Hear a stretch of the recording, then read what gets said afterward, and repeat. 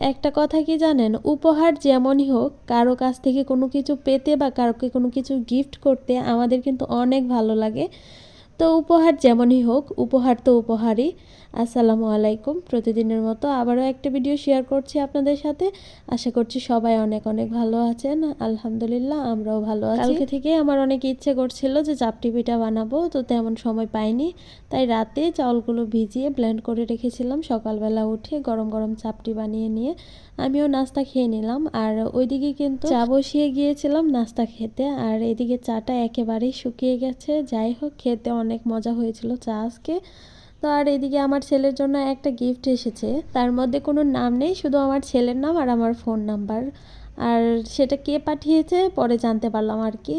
তো গিফটটা খুলেই আমি দেখছিলাম, মানে এটা হচ্ছে বাচ্চাদের এক সেট বই আর কি। আর আমার ছেলেটা এত খুশি, আর বইগুলো এত সুন্দর, মানে বাচ্চারা যেভাবে খুশি সেভাবেই খেলতে পারবে, এটা দিয়ে পড়তে পারবে। মানে তারা তো এখন পড়ার সময় হয় নাই, মানে বইগুলো দেখতে পারবে আর কি। সেটা একটা কথা কি জানেন, উপহার যেমনই হোক কারো কাছ থেকে কোনো কিছু পেতে বা কারোকে কোনো কিছু গিফট করতে আমাদের কিন্তু অনেক ভালো লাগে। তো উপহার যেমনই হোক, উপহার তো উপহারই। আর আমার ছেলেকে ভালোবেসে উপহারটা পাঠিয়েছে, তার আগেও একটা পাঠিয়েছিল, সেটা আপনাদের কাছে শেয়ার করেছিলাম। আর এবারেরটাও আমার কাছে অনেক বেশি ভালো লেগেছে। অনেক অনেক ধন্যবাদ। আর আমার ছেলে তো সবগুলো বই নিয়ে সে নিজের ইচ্ছে মতো খেলছে, দেখছে। আর এদিকে আমি রান্নাটা করছি আর কি। অনেকদিন পর আজকে আমি ডাল রান্না করছি শালগম দিয়ে। শালগম দিয়ে ডাল খেতে কিন্তু আমার কাছে অনেক বেশি ভালো লাগে। তাই প্রথমে ডাল আর শালগমগুলো সব একসাথে দিয়ে দিয়েছিলাম। শালগমটা যখন একটু সেদ্ধ হয়ে গেছে তখন আমি ঘুটনি দিয়ে একটু গুঁঠে দিয়েছিলাম। আর এতে শালগমটা ডালের সাথে মিশে যায় আর খেতেও অনেক ভালো লাগে।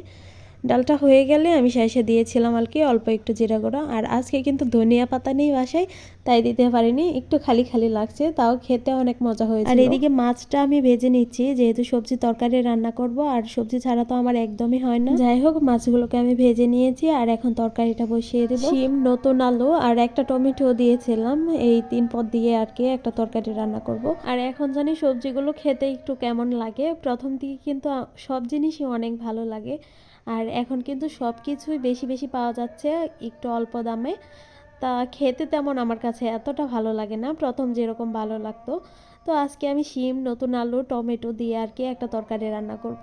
আর শীতের সিজনটাও চলে যাবে, সবজি খাওয়ার দিনগুলো শেষ।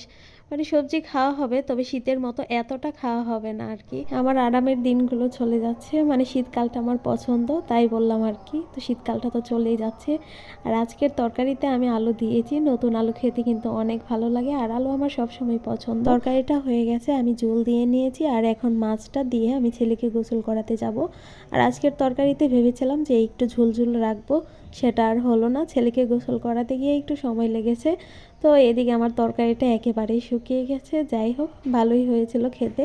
আজকের ভিডিওটি এ পর্যন্তই। ভালো লাগলে পাশে থাকবেন। আল্লাহ হাফেজ।